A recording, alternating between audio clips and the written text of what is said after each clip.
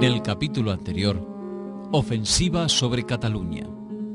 La República queda aislada internacionalmente.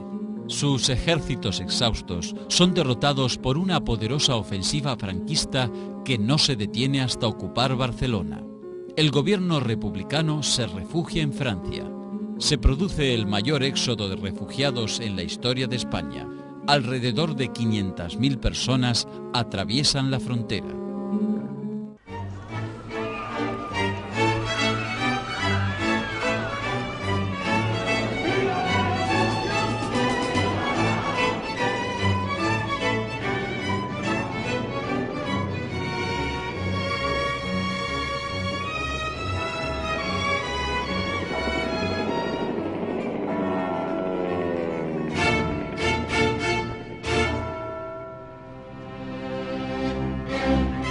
Resistencia desesperada.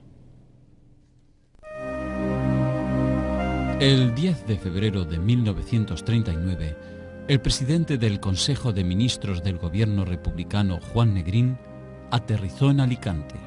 Unos días antes, había abandonado España junto a ministros, diputados y militares por el paso pirenaico de Lepertús.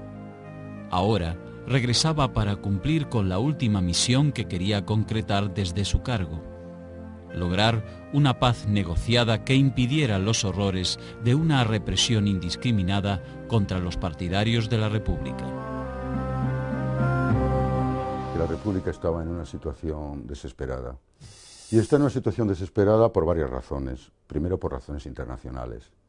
Es evidente el abandono inglés. Si es que alguna vez había existido algo contrario a esto, es evidente que Francia asimismo está deseando que se acabe el conflicto español, y es evidente que la Unión Soviética tampoco empieza ya a tener mayor interés por la cuestión española. Después de la caída de Cataluña, Negrín estaba convencido de que ya no quedaba otra salida. El horizonte estaba teñido de nubarrones oscuros. En un discurso al país, con motivo de la captura de Barcelona por los nacionales, el jefe de gobierno lo había sintetizado con estas palabras: vale más el riesgo mínimo de morir como héroes que la certeza absoluta de ser fusilados como borregos.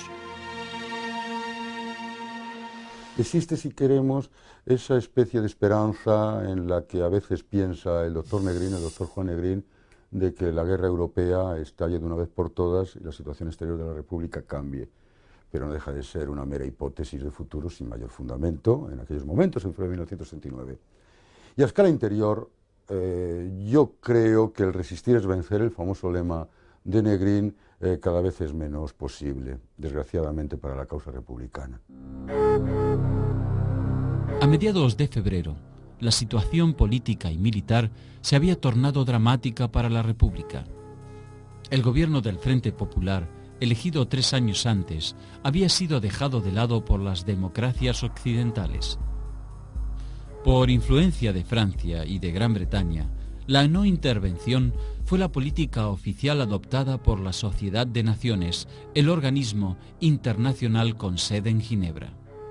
Allí, a mediados de enero, el ministro de Asuntos Exteriores, Julio Álvarez del Vallo, había podido comprobar personalmente que la República había sido abandonada por sus aliados ideológicos.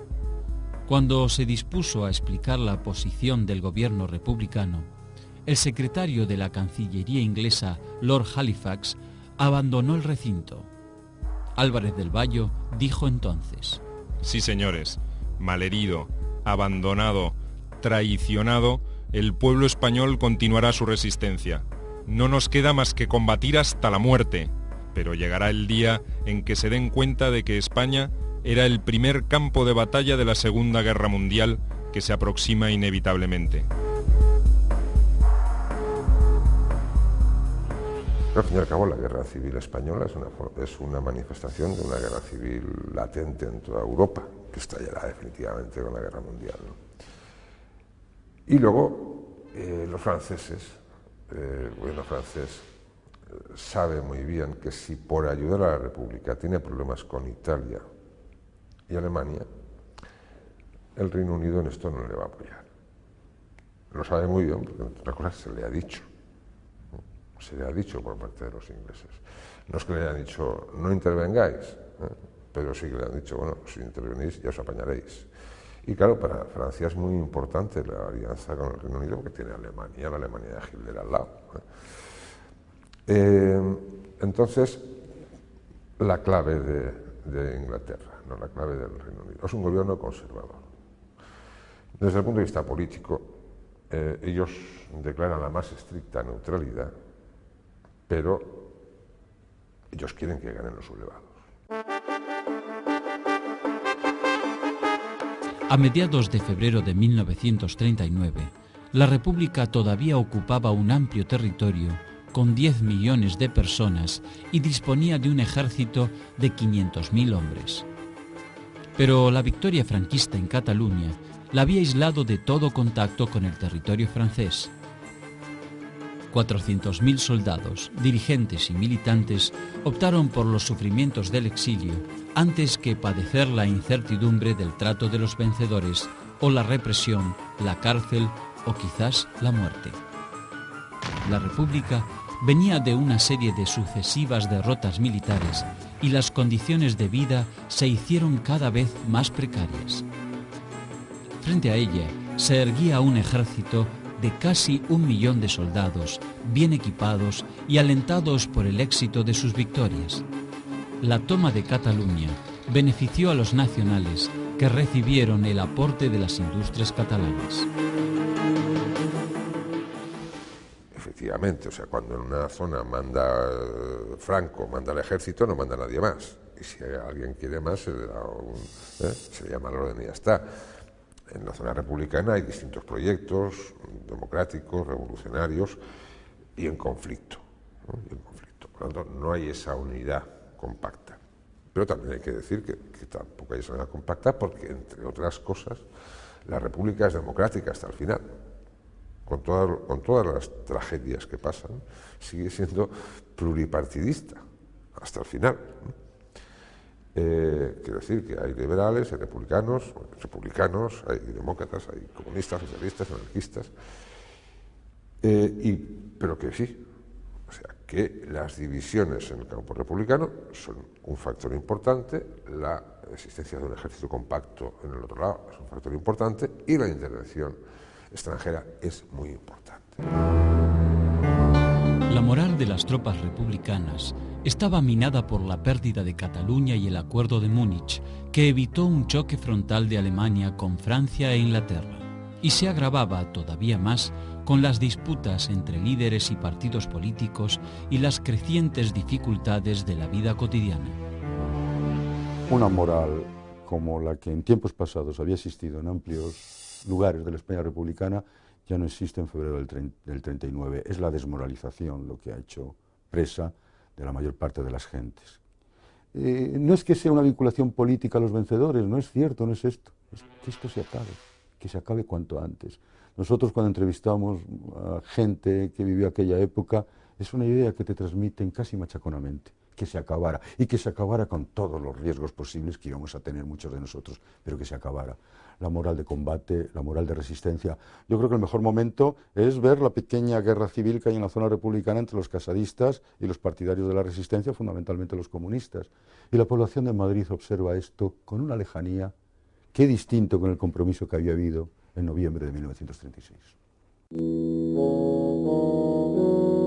El entusiasmo y la mística colectiva del comienzo de la guerra en la zona republicana estaban resquebrajados y por sus grietas asomaban viejos rencores y disensiones. Por ejemplo, Francisco Largo Caballero, Juan Negrín, Indalecio Prieto y Julián Besteiro lideraban grupos con gruesas diferencias. A su vez, los partidos republicanos se habían ido desdibujando desde el estallido del conflicto en beneficio de las organizaciones políticas y sindicales de izquierda. El Partido Comunista aparecía como una fuerza poderosa. Su disciplina partidaria y su capacidad de acción, más la ayuda soviética, sobredimensionaban su importancia y presencia. A lo largo de la Guerra Civil, el Partido Comunista empieza a tener una difusión enorme en el ámbito madrileño Y a la altura de 1937, aunque yo no tenga la constatación electoral, pero existen suficientes testimonios como para afirmar que se ha convertido en el principal partido de la ciudad. Y se ha convertido en el principal partido de la ciudad por varias razones. Primero, por su capacidad de propagandística y su capacidad de difusión, lo que podríamos decir su capilaridad, no solamente en el ejército, sino también en la sociedad civil. Segundo, porque el Partido Comunista ha sabido gestionar muy bien desde el punto de vista propagandístico la defensa de la ciudad en noviembre del 36, la batalla por Madrid, la defensa de Madrid. Esto yo creo que es un gran triunfo político de los comunistas en el seno de Madrid. Los comunistas también imponen un tipo de política de organización, de defensa de la República, la creación de una economía de guerra, la creación de una política de guerra, subordinar todo al triunfo final y clausurar las experiencias revolucionarias, lo cual pienso que en el mundo político madrileño es una doctrina, si queremos decirlo así, bien recibida. La población civil sufría de un gran desánimo, acentuado por las privaciones materiales y la propaganda enemiga que hablaba de la abundancia de alimentos en su bando. Manuel Azaña escribiría después de la guerra: Es un hecho innegable que la voluntad de resistencia fue general mientras las masas creyeron en la eficacia de resistir para salvar la República. Es también evidente que perdiéndose la esperanza, nadie podría obtener, ni por obsesión ni por violencia, un sacrificio más. León Trotsky, en cambio, justificaba ese desánimo por otras causas. En un artículo del 30 de enero de 1939, titulado La tragedia de España, expresó: La fuerza dinámica de la revolución consistía en las esperanzas de las masas en un porvenir mejor, la entrega de las tierras a los campesinos y de las fábricas a los obreros. Pero los dirigentes republicanos han hecho lo que estaba a su alcance para pisotear y mancillar sus esperanzas. El resultado ha sido una desconfianza y un odio creciente de las masas. Esa es la principal causa de la derrota de las tropas republicanas.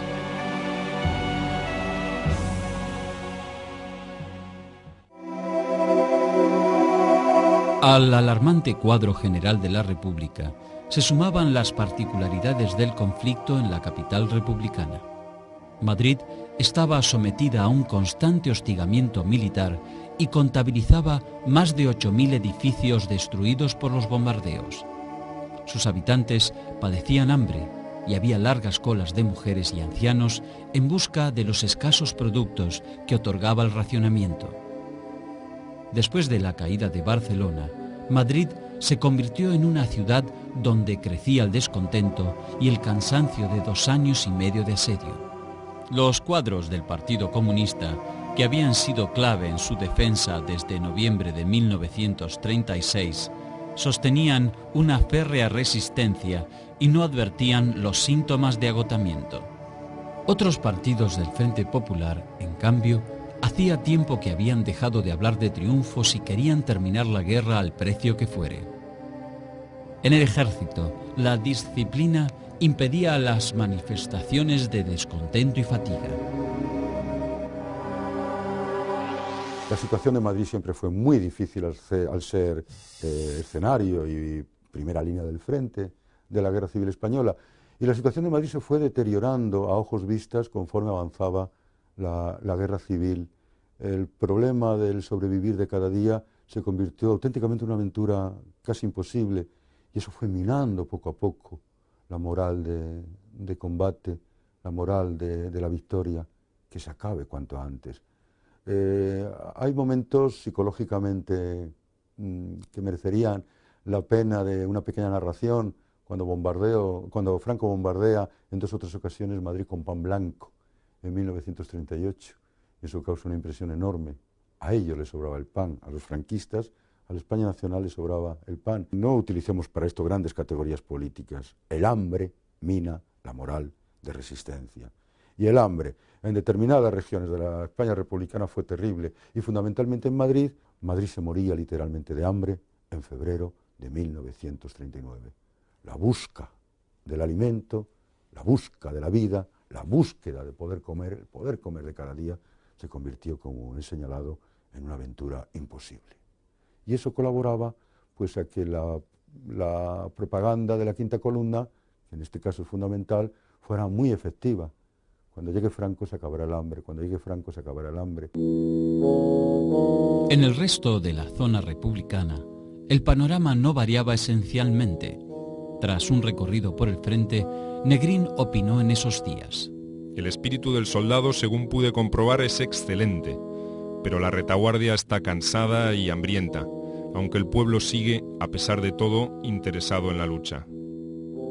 El estado de ánimo militar era bueno en Valencia, pero las dificultades materiales dieron paso a la aparición de una clandestina falange inexistente hasta entonces. La situación era relativamente buena en Albacete, de gran importancia para la producción de guerra y los recursos agrícolas. La división política entre los partidos del Frente Popular fomentaba los problemas en Alicante. Las disensiones llegaron a ser graves en la provincia de Jaén, mientras en Murcia los campesinos se manifestaron con hostilidad hacia la República. En Almería el ambiente era más seguro, pero en Ciudad Real, con gobierno anarquista, las querellas políticas eran frecuentes. En Guadalajara, territorio del Cuarto Cuerpo de Ejército, su jefe, el anarquista Cipriano Mera, se mantenía en conflicto con el gobernador comunista.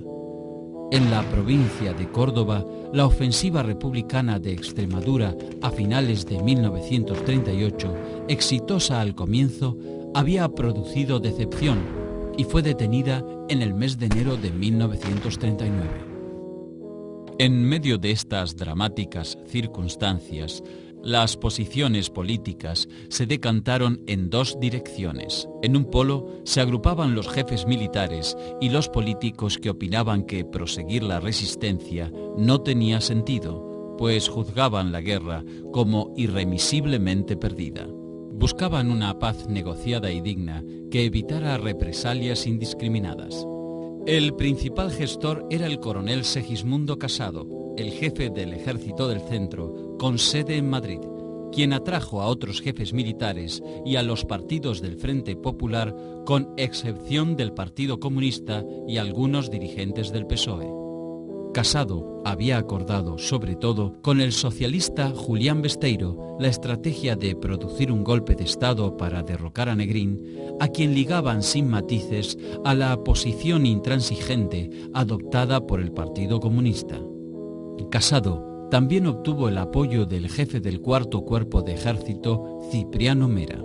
El objetivo era organizar un gobierno representativo, pero sin presencia comunista, y acelerar las negociaciones para firmar un acuerdo de paz. En ese momento Negrín no tiene a nadie y tiene enfrente una conspiración militar que encabeza Casado con un componente civil que, digamos, lidera Julián Besteiro, que plantean directamente acabar con su poder, que es lo que el coronel Casado le lleva planteando a Juan Negrín desde hacía meses. Desde noviembre prácticamente Negrín sabe que hay una conspiración contra su gobierno para quitarlo y para poner al frente al coronel Segismundo Casado y que éste sea el que le entregue la España republicana derrotada a los vencedores, porque Casado quiere liquidar la guerra. Entonces, mientras que Casado tiene un montón de apoyos en el mundo militar y en el mundo civil, en parte del Partido Socialista y en el anarquismo, e incluso en parte del Partido Comunista, que también los tiene, Juan Negrín no tiene a nadie. En el otro polo quedaron los partidarios de continuar la resistencia a ultranza en espera del inicio de un conflicto europeo global. Pretendían obtener el apoyo de las democracias que enfrentaban a Hitler y Mussolini, principales sostenedores de Franco. Afirmaban que siempre convenía negociar desde posiciones de fuerza. Aquí estaban los dirigentes del Partido Comunista, ligados a la estrategia internacional de la Unión Soviética. El gobierno de la República estaba alejado de Madrid desde los primeros meses del conflicto. Había perdido peso específico a lo largo de la guerra y su incidencia era poco significativa en la región central de la España republicana. Ahora, el gobierno de Negrín había declarado el estado de guerra. Se trataba de una medida de emergencia extremadamente grave. Los partidos políticos y las organizaciones sociales pasaban a un segundo lugar. Ahora, las cúpulas militares tomarían las decisiones importantes y el resto acataría. En febrero de 1939 pienso que existe un divorcio, y un divorcio considerable, entre el plano militar y el plano político. Esto para empezar, dimensión militar y dimensión política. Y dentro de esta ambientación existe un divorcio mucho más acusado entre el mundo militar y el mundo que rodea al doctor Negrín. En otras palabras, efectivamente, los restos del ejército republicano no comparten la doctrina del resistir es vencer. Y no comparten la doctrina del resistir es vencer por diversas circunstancias. Una primera circunstancia porque ellos valoran, hacen un cálculo y valoran que las posibilidades de resistencia son inexistentes. Esto para empezar. Muy bien, tenemos todavía 500.000 hombres con las armas en la mano. Desde el punto de vista cuantitativo parece que es mucho, pero desde el punto de vista cualitativo no podemos soportar en absoluto la enorme capacidad en tecnología militar que tienen los nacionales. No es un problema cuantitativo, pues, es un problema cualitativo. Representantes de Negrín habían tomado contacto en el más cerrado secreto con dirigentes cercanos a Francisco Franco, pero fueron desalentados de cualquier tipo de negociación. Franco solo quería una rendición incondicional del bando republicano. El mensaje también le llegó a Casado, quien mantuvo conversaciones informales con delegados oficiosos del gobierno de Burgos. Casado estaba convencido que su condición de militar le brindaba más posibilidades de llegar a un acuerdo. Franco solo pretendía la victoria total y absoluta y la rendición incondicional y no estaba dispuesto a ningún tipo de acuerdo, mediación, que la derrota del enemigo fuera sin paliativos, y yo creo que eso siempre lo tuvo claro, ¿no? Pienso que, por el contrario, en la zona republicana muchos o un sector no lo tenía tan claro que ese era el objetivo final, porque de otra manera no se entiende la actitud del Consejo Nacional de Defensa, ¿no? Existían sectores de los militares que habían permanecido leales, sectores más templados políticamente dentro de los socialistas, dentro de los republicanos, dentro de los anarquistas, que pensaban que cabía algún acuerdo. Eran sectores pequeños cuantitativamente, pero sí eran sectores que tenían capacidad, como se vio con el Consejo Nacional de Defensa, para intervenir en el curso de las cosas. En la entrada de 1939, la España nacional ofrece a todos los pueblos, con sus glorias y heroicos sacrificios, su voluntad de cooperar a la paz. En esos días, Franco emitió una señal muy clara sobre la política que iba a aplicar hacia los vencidos una vez terminada la guerra. En febrero de 1939 promulgó la Ley de Responsabilidades Políticas, que establecía diferentes sanciones contra quienes se hubieran enfrentado al ejército entre el 1 de octubre de 1934 y el 18 de julio de 1936, o se hubieran opuesto al glorioso movimiento nacional, como los nacionales denominaban a su sublevación contra la República. La misma ley ilegalizó a los partidos y organizaciones que habían apoyado al Frente Popular y estableció penas para quienes habían actuado en su favor o mostraron pasividad en todo ese ciclo. Castigaba conductas no tipificadas como delictivas en el momento de cometerse los actos y la ley se aplicaba con efectos retroactivos. Abarcaba un periodo de tiempo muy amplio, que se iniciaba 22 meses antes del golpe militar, extendiendo su ámbito a la rebelión de octubre de 1934, ocurrida durante el gobierno de centro-derecha y anterior a la formación del Frente Popular, y considerándose punibles hechos tales como representar al Frente Popular en una mesa electoral o hablar mal en público del movimiento nacional. Como objetivo coyuntural, apuntaba a descartar las negociaciones y forzar la rendición incondicional.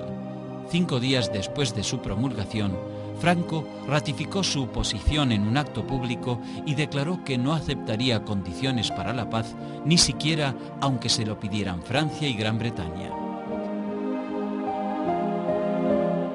Hay que tener en cuenta que el reconocimiento franco-británico es cuando la guerra, bueno, ya ha caído Cataluña, ya se ha decantado totalmente del lado franquista. No es que se haya terminado, pero se ha decantado claramente.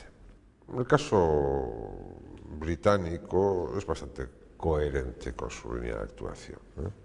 O sea, ellos han ido avanzando en contactos y cosas, ¿no?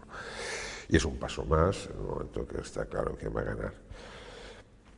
Y en el caso francés puede ser un poco quizá también de reconocimiento de una realidad de hecho y diremos de minimizar las pérdidas desde un punto de vista, bueno, pues intentar que Franco va a ganar la guerra, pues intentar un poco empezar a reconstruir para que las relaciones no sean especialmente hostiles, neutralizar en lo posible la tendencia que pueda tener hacia Italia y Alemania.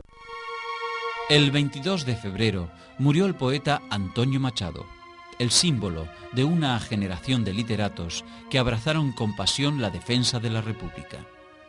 Machado falleció en el pueblo francés de Coyure, en los Pirineos Orientales. Había atravesado la frontera, acompañado por su madre y su hermano José, durante el éxodo de su pueblo. Se había negado a trasladarse a París para ser asistido, como habían gestionado los poetas José Bergamín y Luis Aragón. Oficiales del Ejército de la República llevaron a hombros su cuerpo, envuelto en la bandera republicana, y le dieron sepultura. Lo que pierde España en la guerra civil es un capital humano magnífico. Claro, un capital humano irreemplazable. De una manera o de otra nosotros hemos vivido una etapa magnífica, la edad de plata de la cultura española, representada, si queremos, por la Junta de Ampliación de Estudios y los enormes esfuerzos de modernización que hizo la Junta. Pero, ojo, no solamente hubo literatos que se marcharon. Nosotros perdimos un capital técnico, perdimos un capital científico, nosotros perdimos científicos de primer orden, nosotros perdimos técnicos de primer orden, nosotros perdimos matemáticos de primer orden y sobre todo nosotros, más que ver el primer orden y las figuras insignes, nosotros lo que perdimos fue un tejido científico, un tejido cultural que había empezado a construirse y a tejerse a principios del siglo XX, que había seguido un crescendo magnífico y que no solamente está compuesto por poetas o literatos, es en su conjunto la cultura española, tanto en su dimensión humanística como en su dimensión científico-técnica, y en gran medida esto lo perdemos. El 27 de febrero, Francia y Gran Bretaña anunciaron el reconocimiento del gobierno de Burgos, que encabezaba Franco, como el representante oficial del Estado español. A los pocos días lo siguieron otros países, con excepción de la Unión Soviética y México. El golpe político fue demoledor para la República. Hemos hablado de cuestiones de la importancia de la ayuda internacional. No se puede reproducir hoy por hoy, de ningún modo, la idea de una cierta equidistancia. En el sentido, bueno, a los republicanos ha ayudado la Unión Soviética, también les ha ayudado algo Francia, a los otros Italia, Alemania, bueno, más o menos lo mismo. Esto es una supuesta voluntad de equidistancia o de neutralidad que es una absoluta mentira, es falaz, no se puede admitir esto desde el punto de vista del historiador. Desde el punto de vista del historiador, por cantidad, por calidad, por oportunidad, la ayuda italo-alemana es infinitamente superior y decisiva, en efectos decisivos, sobre lo que puede ser la ayuda que recibe la República. Esa es una cuestión que tiene que quedar absolutamente zanjada. No se puede No puede haber, como te diría yo, tú vas por la calle y hay 5 chavales pegándole a 2 y decir, yo soy imparcial, son 3 y 3, no, son 5 y son 2. Esto no se puede jugar con esto. El 28 de febrero, desde París, Manuel Azaña renunció a la presidencia de la República.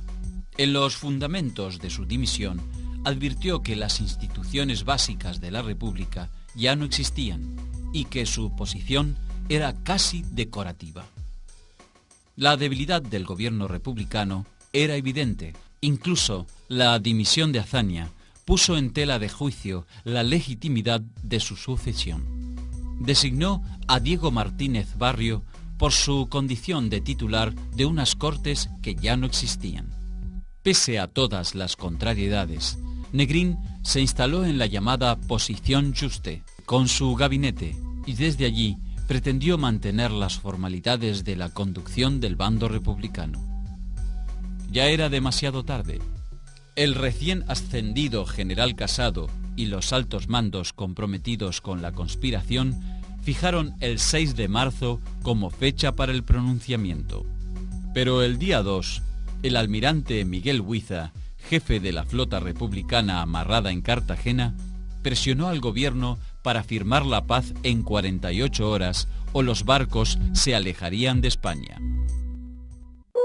El 3 de marzo se conoció una circular del Ministerio de Defensa que reemplazaba a varios jefes militares con mando de tropa por otros supuestamente vinculados al Partido Comunista. Para los casadistas no hicieron falta más pruebas. Negrín y los comunistas intentaban un golpe de mano para retomar el control de la situación. A partir de allí, comenzaron una serie de conspiraciones secundarias que solo pueden interpretarse por la profunda anarquía y el descontrol que invadió al campo republicano. Hay mucho de exageración y hay mucho de mito en los nombramientos de última hora que iba a hacer el gobierno del doctor Negrín de determinados mandos militares o determinados ascensos, de Lister o de Modesto o de tantos otros. Porque para empezar, muchos de ellos no fueron publicados en los periódicos oficiales republicanos, claro está. Es decir, que no tuvieron lugar. Esto es importante porque Casado siempre la coartada que utilizó fue esto, una política de ascensos y de recompensas por parte del gobierno de Negrín demasiado favorable al mundo comunista. Es cierto que Negrín había confiado mucho en los mandos comunistas, eso es evidente, no hay lugar a dudas.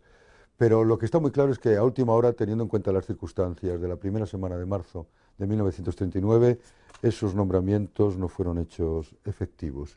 Pero en todo caso, sí es verdad que existía un clima de malestar en sectores del ejército, de los ejércitos republicanos. En plena revuelta contra Negrín, la flota republicana abandonó España y sus efectivos resolvieron rendirse en el puerto francés de Bizerta, en Argelia. La República perdió así 3 cruceros, 8 destructores y otras unidades navales, mientras la base naval de Cartagena fue escenario de enfrentamientos entre republicanos y rebeldes pasados súbitamente al bando franquista. El conflicto principal iba a estallar en Madrid. El general Casado, el socialista Julián Besteiro y el anarquista Cipriano Mera anunciaron el 5 de marzo por radio la conformación de un Consejo Nacional de Defensa. En la Posición Juste, Negrín analizaba la situación con sus ministros, absolutamente ajeno al suceso. El jefe de gobierno esperó hasta la tarde del 7 de marzo para intentar una negociación final con Casado. Finalmente, abandonó España en un avión. El último gobierno de la República cesó sin gloria. En otro aparato partieron Dolores Ibarruri, la pasionaria, el poeta Rafael Alberti y otros dirigentes comunistas. Los miembros del buró político del partido estudiaban la evacuación de sus mejores cuadros y su pase a la clandestinidad. Madrid, sumida en la confusión y la anarquía, presenció el último acto del drama. Fuerzas leales a los mandos comunistas se enfrentaron con los partidarios de Casado en refriegas fratricidas. Los combates duraron varios días. El 11 de marzo, los comunistas se encontraron aislados del resto de la República y sus principales dirigentes fuera del país. Finalmente, comprendieron la inutilidad de los combates y se rindieron. Varios jefes militares fueron fusilados, otros encarcelados y entregados a Franco, quien ordenó su ejecución. Con el ejército republicano desmembrado, los generales Segismundo Casado y Manuel Matallana enviaron negociadores a Burgos con la esperanza de lograr un honroso cese de hostilidades. La respuesta fue clara: rendición incondicional o seguir la guerra hasta sus últimas consecuencias. Los republicanos habían pedido 25 días para poder exiliarse y terminar las negociaciones. El 27 de marzo, Franco interrumpió las reuniones, ordenó una ofensiva de sus tropas y reclamó que todas las fuerzas republicanas levantaran banderas blancas. En el amanecer del 28 de marzo, Casado partió al exilio desde Valencia. Ese día, los nacionales iniciaron una carrera hacia los puertos del Mediterráneo. Unos 50.000 republicanos se agolparon en Valencia, Alicante, Cartagena y Almería a la espera de transportes navales que nunca llegaron. Siempre se recuerda la situación de Alicante, es decir, de Madrid, de todas las zonas del interior. La población afluye a Alicante, al puerto de Alicante, con el objetivo y con la idea de que los barcos de las potencias occidentales van a acudir a sacar a esa población que iban a sufrir las represalias. Bueno, pues esos barcos nunca llegaron y más de 15.000 personas fueron llevados a los campos de concentración de Albatera y Los Almendros. Estos primeros campos de concentración creo que establecieron la respuesta que daba el régimen a esa población que temía las represalias, ¿no? Las condiciones de esos campos fueron las más terribles, aunque todas eran malas, pero esas fueron las más terribles. El 29 de marzo se rindieron Cuenca, Albacete, Jaén y Almería. El 30 cayó Valencia, donde fueron tomados 20.000 prisioneros. El 31 se entregaron los últimos baluartes de Murcia y Cartagena. El general Eugenio Espinosa de los Monteros entraba en Madrid y el único miembro del Consejo Nacional de Defensa que esperaba a los vencedores era Julián Besteiro. Las tropas de Franco fueron acogidas jubilosamente por parte de la población de Madrid, por convicción, por cansancio o por reacción a los excesos de la guerra. Miles de madrileños saludaron brazo en alto, entonaron canciones fascistas y enarbolaron banderas de los vencedores. El 1 de abril de 1939, 33 meses después del alzamiento militar, el generalísimo Francisco Franco escribió con su propio puño el último parte de la guerra.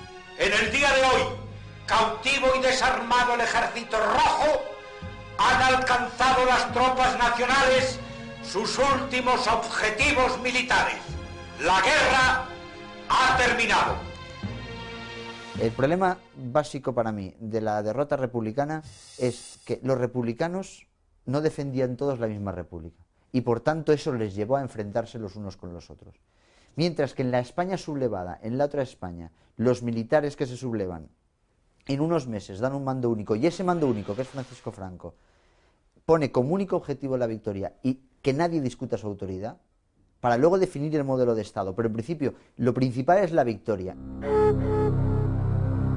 2 semanas después, el 15 de abril de 1939, Hitler invadió Checoslovaquia, vulnerando los acuerdos que firmó con Francia y Gran Bretaña en Múnich. Estos se apuraron a firmar pactos de alianza con Polonia, que fue invadida en septiembre de ese mismo año. Había estallado la Segunda Guerra Mundial. la guerra con la que había soñado el doctor Negrín.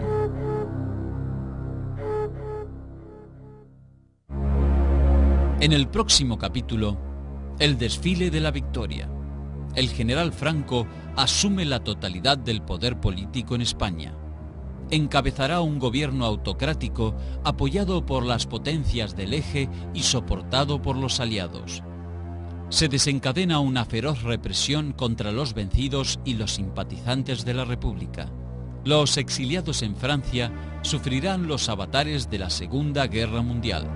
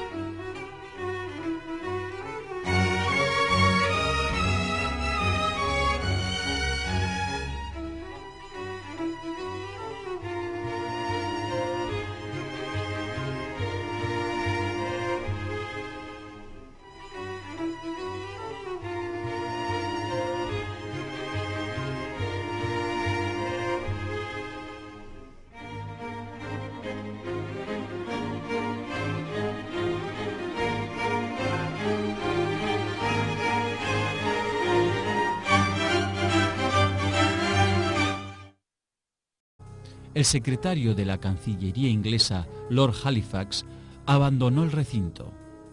Álvarez del Valle dijo entonces: Sí, señores, malherido, abandonado, traicionado, el pueblo español continuará su resistencia. No nos queda más que combatir hasta la muerte, pero llegará el día en que se den cuenta de que España era el primer campo de batalla de la Segunda Guerra Mundial que se aproxima inevitablemente. Al fin y al cabo, la guerra civil española es una manifestación de una guerra civil latente en toda Europa, que estallará definitivamente con la guerra mundial, ¿no? Y luego, los franceses, el gobierno francés sabe muy bien que si por ayudar a la República tiene problemas con Italia y Alemania, el Reino Unido en esto no le va a apoyar. En el capítulo anterior, ofensiva sobre Cataluña. La República queda aislada internacionalmente. Sus ejércitos exhaustos son derrotados por una poderosa ofensiva franquista que no se detiene hasta ocupar Barcelona. El gobierno republicano se refugia en Francia.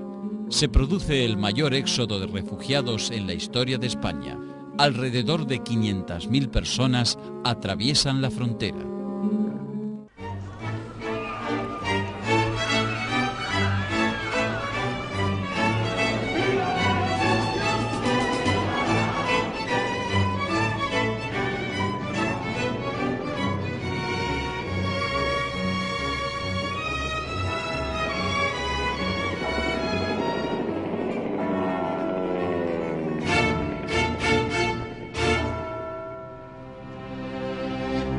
Y a escala interior, yo creo que el resistir es vencer, el famoso lema de Negrín, cada vez es menos posible, desgraciadamente para la causa republicana. A mediados de febrero, la situación política y militar se había tornado dramática para la República. El gobierno del Frente Popular, elegido 3 años antes, había sido dejado de lado por las democracias occidentales. Por influencia de Francia y de Gran Bretaña, la no intervención fue la política oficial adoptada por la Sociedad de Naciones, el organismo internacional con sede en Ginebra.